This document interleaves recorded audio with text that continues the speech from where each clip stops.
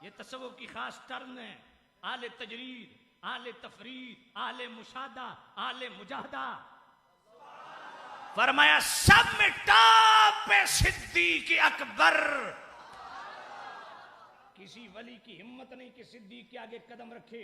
सिद्दीक तमाम आमिनीन मोमिनात मुस्लिमीन मुस्लिमात बशमूल तमाम औलिया के इमाम दीनो तरीकत हैं। मैं पूछना चाहता हूं तैरुल कादरी, बात तेरी मानूं या दाता अली हजवेरी की?